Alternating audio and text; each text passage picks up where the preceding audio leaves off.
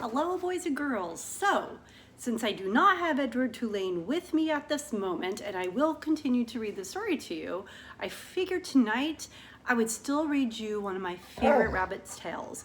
And Griffey's going to probably help me, and Miley, and Emily's mama bunny, who she has loved so greatly and actually sucked off all the hair when she was a little girl, very much like Edward in our story.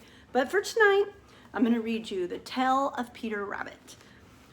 Once upon a time, there were 4 little rabbits, and their names were Flopsy, Mopsy, Cottontail, and Peter. They lived with their mother in a sandy bank underneath the tree of a very big fir tree. "Now, my dears," said old Mrs. Rabbit one morning, "you may go into the fields or down the lane, but do not go into Mr. McGregor's garden. Your father had an accident there many years ago, and he was put into a pie by Mrs. McGregor. Now run along and don't get into mischief. I am going out." Then old Mrs. Rabbit took a basket and her umbrella and went through the woods to the baker's. She bought a loaf of brown bread and 5 currant buns. Flopsy, Mopsy, and Cottontail were good little bunnies. They went down the lane to gather blackberries. But Peter, who was very naughty, ran straight away to Mr. McGregor's garden. I think Griffey wants to be a part of this. I will turn it to have him in the story. Oh, uh-oh. Okay, let's read with Griffey.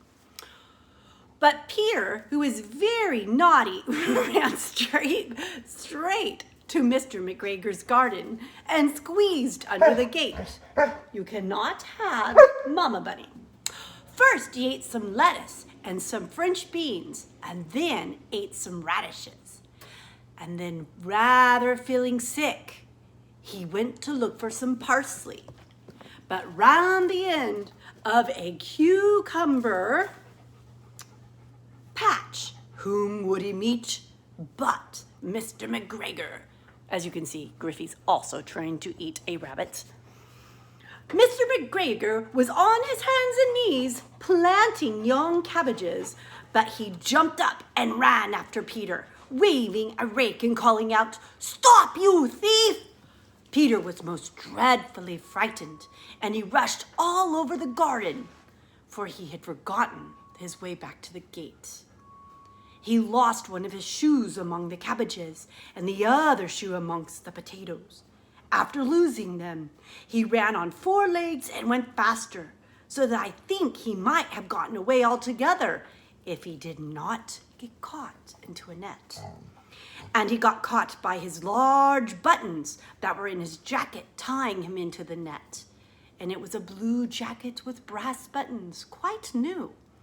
Peter gave himself up for lost and shed big tears. He never ever thought he was going to get out.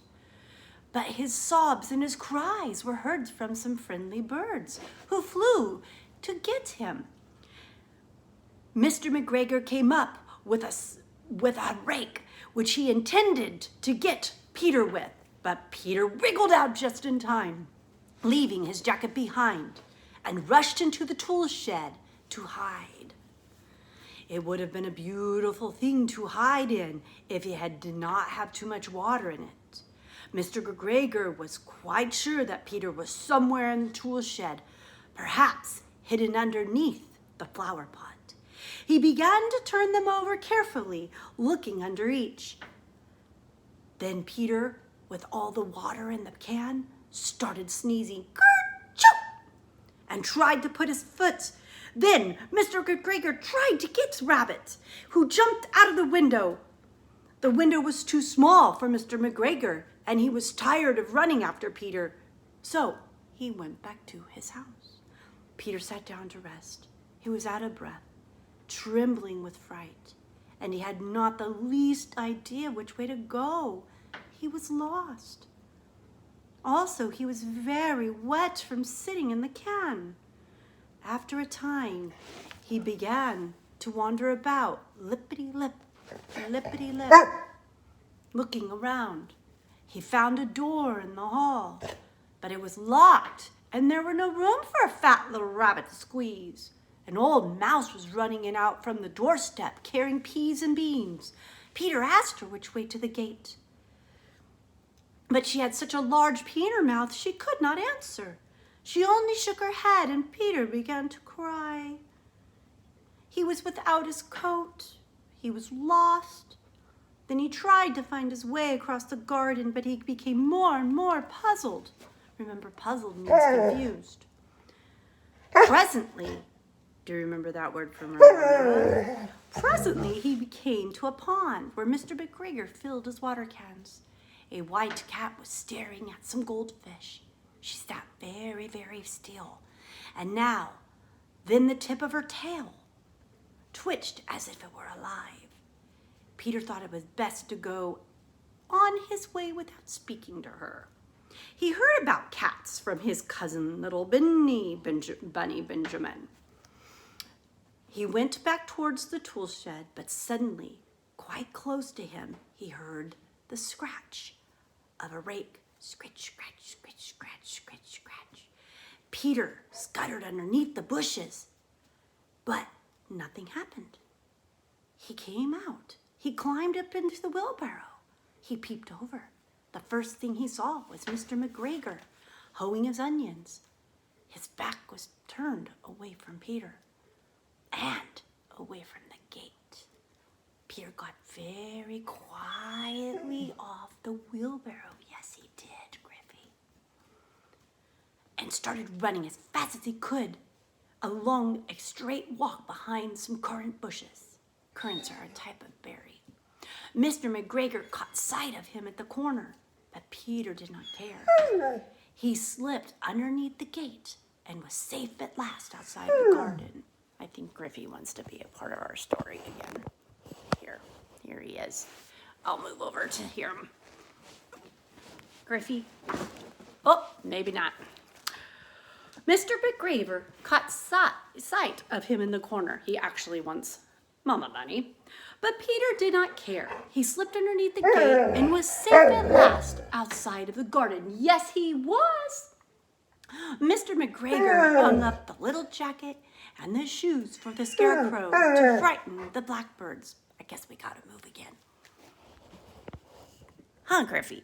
I'll let you watch Griffey as I finish the story. There we go. We'll hide Mama Bunny so he doesn't get him. Oh, here comes Miley too. Peter never stopped running or looking behind him till he got home. He was so tired that he flopped down on this nice soft sand on the floor of the rabbit hole and shut his eyes. His mother was busy cooking. She wondered what he had done with his clothes. It was the second little jacket and pair of shoes that Peter had lost in a fortnight. Yes, I said fortnight. It used to be a word long ago that we used to use. I am sorry to say that Peter was not very well during the evening. His mother put him to bed and made him some tea and a good dose of it to Peter. But Flopsy, Mopsy, and Cottontail had bread and milk and blackberries for supper. And Peter had to go straight to bed. I hope you enjoyed the story. I hope you enjoyed Griffey and him trying to eat Mama Bunny. But we saved Mama Bunny. Peter was saved. And I'm looking forward to reading Edward Tulane to you this week. Take care. I can't wait to see you guys. See you later. Bye.